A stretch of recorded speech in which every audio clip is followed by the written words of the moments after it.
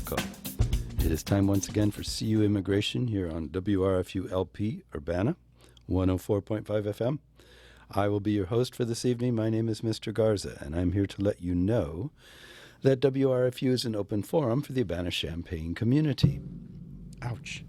Views expressed are those of the speakers and are not intended to represent WRFU, UCIMC, Urbana Socialist Forum, or, as we like to say on this show, UPTV, because this is also broadcast on UPTV. So these views are our own, and by our in this instance, if you hadn't guessed, I mean the royal we, as in me, myself, and I. And that's it. It's just moi. No one else. That's all I can say. It's just me. Yeah. I'm being told that the volume is lower than usual. I don't know. Hello, hey, hey, hey, hey. Yeah, I don't know. Anyway, it is what it is. It is what it is. Or it is what it is, or something like that. So anyway, yeah, I haven't been on for a while. I succumbed to the plague a while back. Well, I didn't succumb. I almost succumbed. Anyway, the plague almost got me. But it did get my voice. It didn't get me. I didn't die from it, but I'm drinking water. It did kill my voice for quite a while. It was surprising. It's still very rough and strange in places. But it's mostly back, and so I can talk again. But yeah, for several weeks there, it was just like this. I could talk, and I could talk really low or something like that. But I couldn't, I could not get a normal sounding voice out. So it was very strange. Yeah. And I coughed a lot too, which, not that you care about that, but that was my excuse for not being on the air for a while. Because I couldn't have been on the air. Unless I were to use sign language, in which case it might have worked on the UPTV portion of the show, but the radio would have been pretty boring, I must say. No offense against people who use sign language. It's a beautiful language, but it doesn't work on the radio. TV, yeah, fine. In person, great. Radio, not really. So, as usual, with the topic of immigration, a lot has been going on and nothing's been going on, if that makes any sense. I mean, it's strange. They're still trying really hard to do terrible things. They, meaning the current administration, is trying very, very hard to do terrible things. Often they are tripped up by their own zeal. So the sheer awfulness of what they're trying to do is so over the top that the courts won't allow them to do it. Or in some instances, people tasked with the effort of doing the awful stuff say, oh, no, that's too awful. And then so they have to fire them and get new people who are even less scrupulous. And it's amazing. They're really, really trying very, very hard to be horrible. And they are achieving it in some places and at some times and not in others. So it's a mixed bag. And it's hard to... Honestly, it's hard to come on here week after week. I'm glad I had a few weeks off, because it's really hard to come in week after week and say the same thing over and over again, as if I'm trying to convince. I don't know who I'm trying to convince, because you, the thoughtful, insightful, intelligent listener that you are, probably, already knows that the government is doing terrible things or trying to do terrible things, and that there's no rational might not be the right word. There's no reasonable excuse for what they're doing. There are rational excuses. It is calculated. It excites the base instincts of the chosen constituency, I guess you could say. I mean, let's face it. Presidents in the past have done many awful things. I mean, I can't think of any president that didn't, at some point, do some fairly terrible stuff in the course of their job. I think it is built into the job in a certain sense, given that you are the leader of a pretty dominating country that likes to throw its weight around and get what it wants and control a manipulative and controlling government. So you can't expect anybody to get that job and not end up doing some of those things, because that's part of the job. And I've had many arguments with people over the years about this topic when they say, oh, no, this person will be different, or that person will be different, or if only we could get this person in, then it wouldn't be like that. But that's what the job is running this country and managing the empire, so to speak. And when people get out of line in the empire, you stomp on them. And when the empire sees something it wants, it takes it. I mean, that's the nature of empire. So the notion that electing this or that person is going to change that, like they're going to somehow step in and suddenly dismantle all of those things, is, I think, naive, I will say. And I won't say I've made enemies, but I've certainly lost closeness of friendships by saying that sort of thing, because there are people that really want to believe that it's just a matter of getting the right good person in there, and then, all good things will follow from there. So, I'm still very much of the you must vote philosophy, because it is vitally important, as we've seen in the last two presidents. You can point at Obama and say he did all sorts of terrible things, and I won't disagree with you, but he also did some good things, or pushed things in good directions. So he exemplifies, to my mind, someone who's taking that job and doing it very well. He ran the empire, and the empire flourished. And he brought it back from financial difficulties that the previous administrations had created through their recklessness and disregard.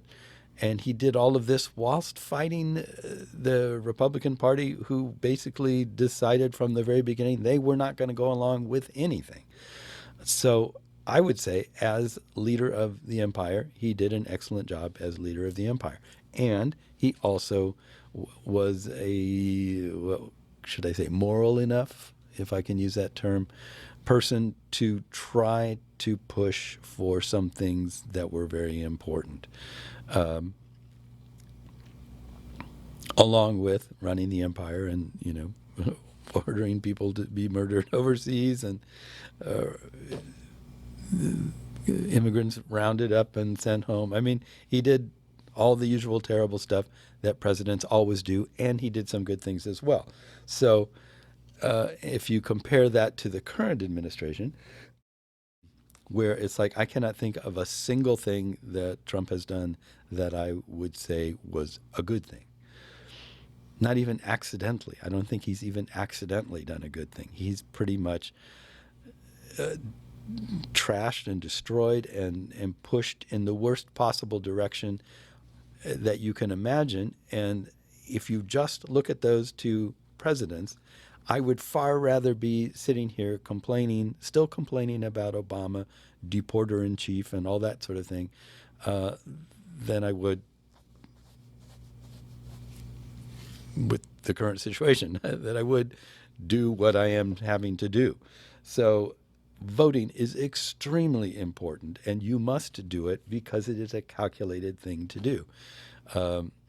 It is an opportunity to push things in a direction that you would like them to go, not to get them where you want them to be, which is where I think some people miss the point.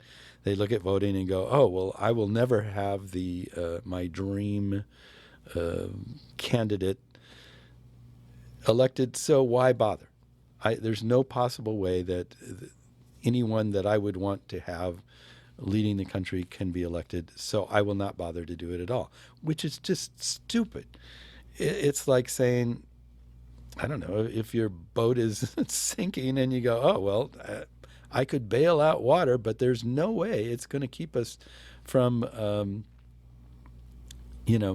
getting water in here. I can't possibly bail faster than the water's coming in, so I'm going to do nothing."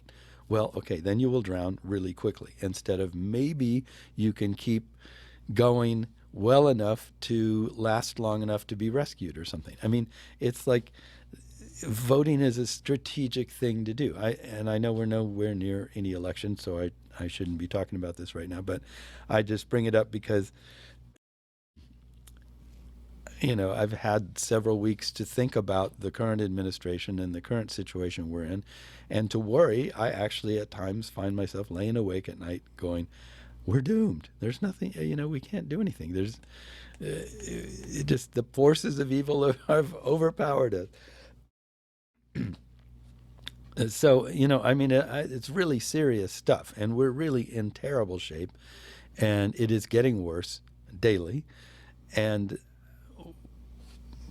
we need to do anything and everything we can to push in the other direction. And that includes voting, maybe even having to vote for somebody you don't like very much, but that is certainly better than what we've got and what we will continue to have if you don't do it. So I guess that's all I'll say on that topic.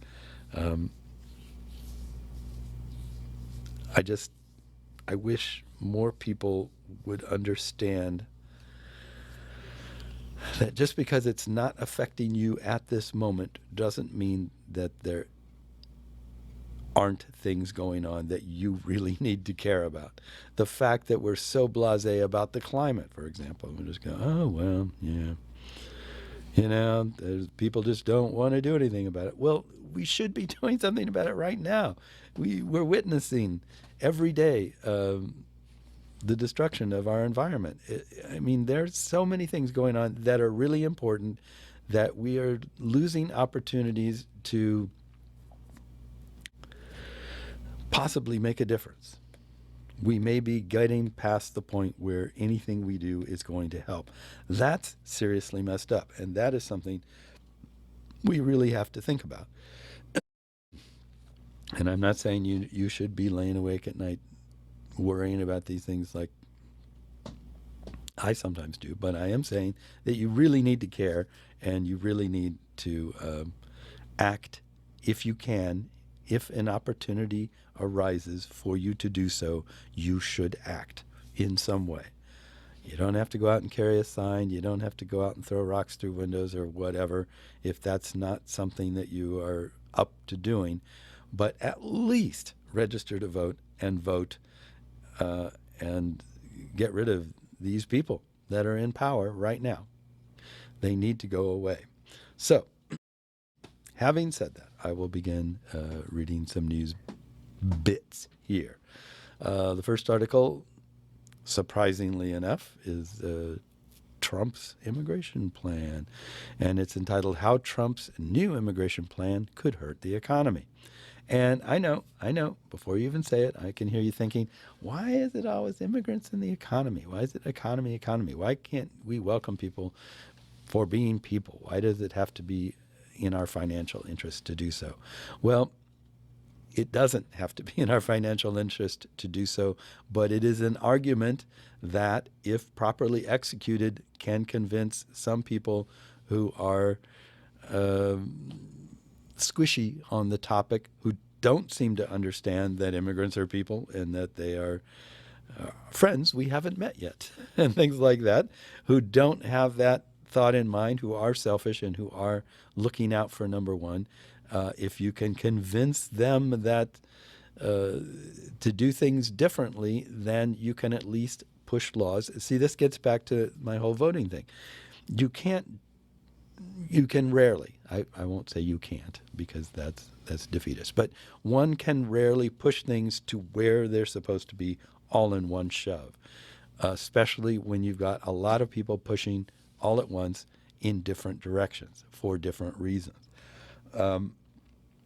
So just as you can't elect the miracle candidate, they're not out there, they don't exist, who is going to suddenly sweep in and wave their magic wand and turn this country into a paradise of goodness, you also can't push laws suddenly into the place where they ought to be and just create a situation where everything's just the way it ought to be.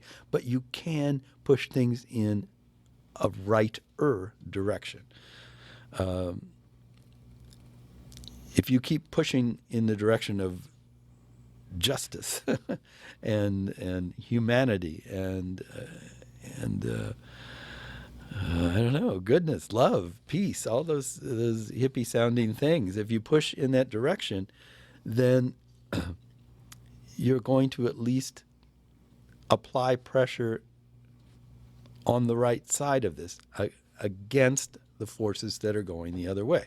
So when we talk about immigrants and the economy, it is important to recognize that there are a lot of people out there whose only concern is, what's in it for me? What do I get out of this? Why should I welcome immigrants? They're coming here and they want this and they want that. Just say no. We're fine the way we are. You know, there are a lot of people who think like that. So if you can give them reasons why it is in their interest, then that's not a bad thing, even though that is not a good reason in the greater scheme of things. Does that make sense? I'm just trying to say that we can't let perfection stand in the way of doing good. We have to try to do good things. We have to try to make things better. And we are not the only ones who have opinions, who have desires, who have an idea of how things should be. So it becomes important to figure out how to speak to those who oppose what you think is right in a way that makes them understand, at least to some degree, why your reasoning makes sense in their philosophy, in their way of looking at things. I mean, that's just an important part of conversation and of learning how to have dialogue with people. You can't just start out with, okay, here's our argument. You're completely wrong. Everything you believe in is stupid, and I'm just going to sit here and say that over and over again until you agree with me or go away. That's not a conversation. That's not dialogue. That's not discourse. That is simply staking out your ground and trying to defend it. And there are times you have to do that. When someone is pushing so hard in the other direction, you have to just say, okay, no farther. Absolutely no farther.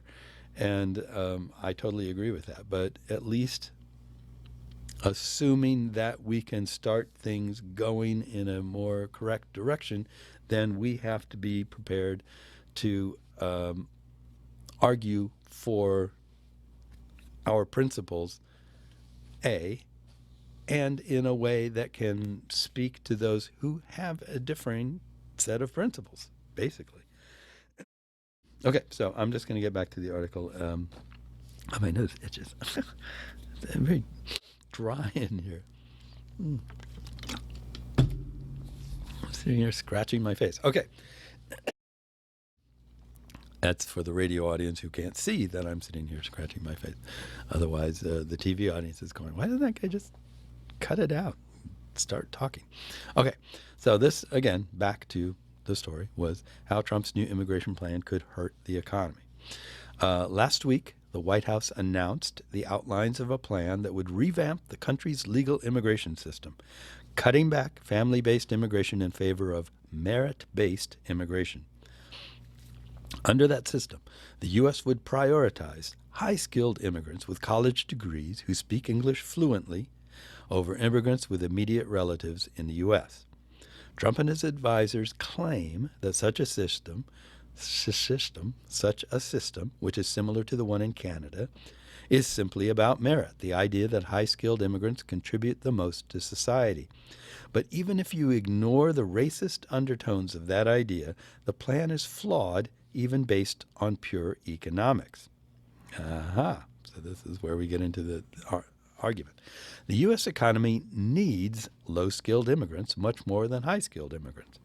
The country is experiencing a massive labor shortage across all industries, and businesses are having a much harder time finding construction workers, restaurant cooks, and hotel housekeepers than they are finding computer engineers and doctors. The most in-demand jobs are exactly the kinds of jobs that undocumented workers are doing, but Trump's immigration proposal ignores them completely. In fact, his plan could make the shortage even worse. The numbers say everything. In March, there were only 811,000 unemployed workers with bachelor's degrees looking for work, and 1.4 million open positions for professionals like them. The U.S. needs more high-skilled workers to fill all those positions, sure, but the gap is even bigger in low-wage industries that don't require a college education.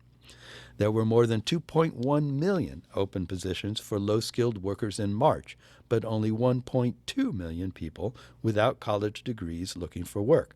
That's nearly 2 jobs available for every unemployed person with nothing more than a high school diploma.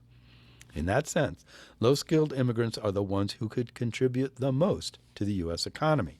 An immigration system that puts them at the back of the line would make a difficult situation even worse. The president's latest immigration plan is light on details, of course, but Trump and his advisors have long talked about changing the U.S. immigration system to focus on merit. The United States currently issues more than 1 million green cards each year, which provide foreigners with legal permanent residency, according to data from the Department of Homeland Security. Roughly 140,000 are employment-related. The rest are based on family ties, refugee status, and the diversity lottery. The plan Trump is proposing would change that entirely. The new green card system would prioritize immigrants with high levels of education, English language fluency, and professional skills. It also includes more money for border security. No surprise there. Most of the green cards would go to immigrants under a point system that ranks applicants based on certain criteria, such as professional skills, education level, age, and English fluency. Another element, according to the Washington Post, includes points for applicants based on patriotic assimilation. A concept that would favor immigrants who show interest in American culture. That could include a test of historical text, such as George Washington's farewell address. Notably, as Vox's Dara Lind explains, the plan does not address the undocumented immigrants currently living in the United States. It also pivots away from Trump's habit of talking only about the crisis of undocumented migrants crossing the southern border. But a renewed focus on high-skilled immigrants would do little to solve the biggest problem with the current immigration system. For nearly a year now, the number of open jobs each month has been higher than the number of people looking for work, the first time that's happened since the Department of Labor began tracking job turnover 2 decades ago. At the end of January, the U.S. economy had 7.6 million unfilled jobs, but only 6.5 million people were looking for work, according to data released last week by the Labor Department. This was the 11th straight month that the number of job openings was higher than the number of job seekers, and each month the gap has grown.